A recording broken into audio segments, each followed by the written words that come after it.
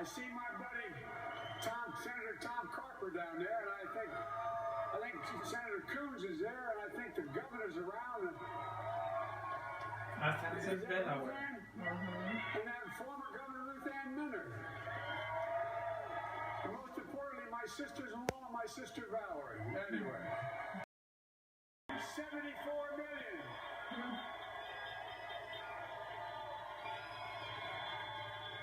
Well, I must admit it surprised me. Tonight, we're seeing all over this nation, all cities and all parts of the country, indeed across the world, an outpouring of joy, of hope, renewed faith in tomorrow, bring a better day. Who seeks not to divide, but unify. Who doesn't see red states and blue states, only sees the United States. To win the confidence of all of you. And for that is what America, I believe, is about. It's about people. And that's what our administration will be all about. I sought this office to restore the soul of America, to rebuild the backbone of this nation, the middle class, and to make America respected around the world again.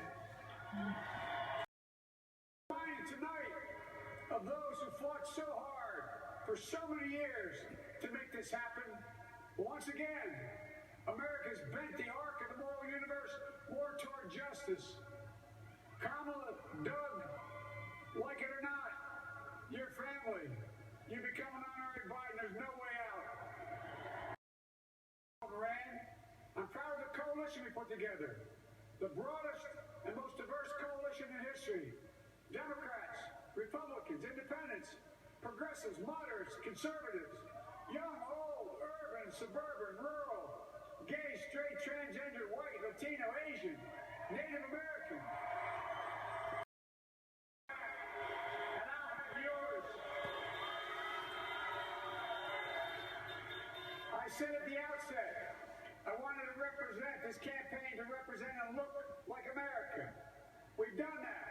Now that's what I want the administration to look like and act like. For all those of you who voted for President Trump, I understand the disappointment tonight. I've lost a couple times myself. But now, let's give each other a chance. It tells us, to everything there is a season, a time to build, a time to reap and a time to sow, and a time to heal. This is the time to heal in America. Fairness, to marshal the forces of science and the forces of hope in the great battles of our time. The battle to control the virus, the battle to build prosperity, the battle to secure your family's health care, the battle to achieve racial justice and root out systemic racism in this country. Democracy, and give everybody in this country a fair shot. That's all they're asking for, a fair shot. Folks, our work begins with getting COVID under control. We cannot repair the economy, restore our vitality, or relish life's most precious moments, hugging our grandchildren, our children, our birthdays, weddings, graduation, all the moments that matter most to us until we get it under control. On Monday, I will name a group of leading scientists and experts as transition advisors to help take the Biden-Harris COVID plan and convert it into an action blueprint that will start on January the 20th, 2021. The story is about slow yet steadily widening the opportunities in America. And make no mistake, too many dreams have been deferred for too long. We must make the promise of the country real for everybody, no matter their race, their ethnicity, their faith, their identity, or their disability. We stand at an inflection point. We have an opportunity to defeat despair, to build a nation of prosperity and purpose. We can do it. I know we can. I've long talked about the battle for the soul of America. We must restore the soul of America. Our nation is shaped by the constant battle between our better angels and our darkest impulses. And I believe at our best, America is a beacon for the globe. We will lead not only by the example of our power, but by the power of our example.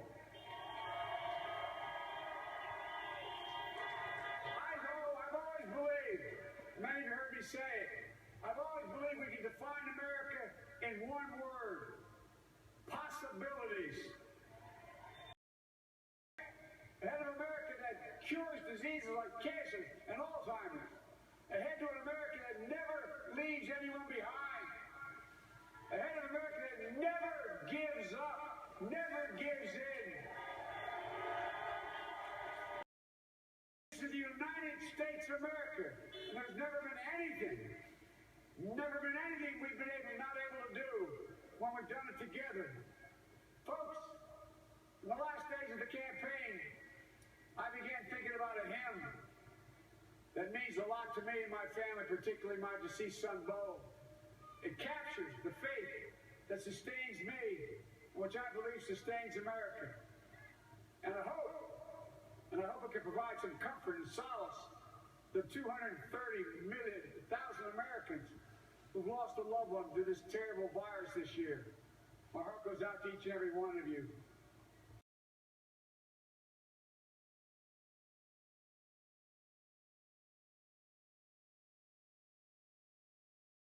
Of hope that the country can maybe come together, that the country can heal going forward, and that they can perhaps accomplish all of these big things that they are setting out to do. Look, they know that this is going to be very difficult, but tonight is a moment to pause, to take it all in as you see them doing now on the stage, and to think about the possibility and the opportunity ahead. Senator Murray said the first job getting this pandemic under control. He's been very consistent on that. He said this is a time to heal America, as you pointed out, George. He said marshal the forces of decency, of hope, and we must control the virus. That was first on his list that he presented to the American people tonight. And what an extraordinary moment tonight for Joe Biden, George. He turned 78 years old in just a couple of weeks.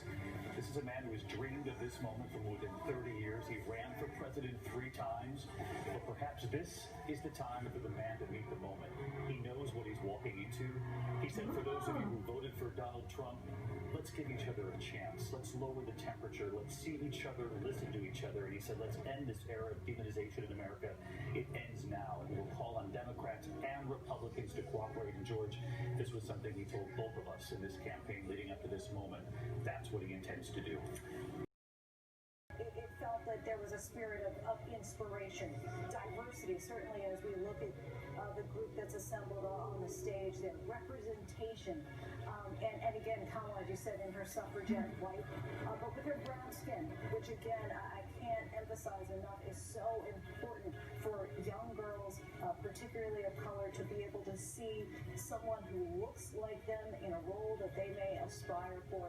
Both the president-elect and vice president-elect talked about opportunity. Both talked about black voters coming through and standing up for them, and both talked about healing.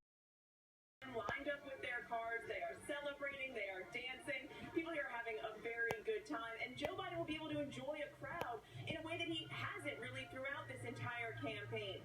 This is a moment that Joe Biden has been thinking of, working towards for 3 decades, but in many ways, the speech that we are going to hear from him tonight will sound very familiar, hitting on those same themes that we have heard on the campaign trail and throughout his many decades of service. It's just that tonight, he will be delivering it as the president-elect. He's going to talk about the need for reconciliation. He ran, of course, as a candidate who healed this country, lead the nation forward out of what he has described as the darkness of the Trump administration. And tonight, that healing, that work begins right now. And that is why you are going to hear Joe Biden tonight, likely not only talking to his supporters here and to the record-breaking number of people who backed him across this country, but also to the more than 70 million voters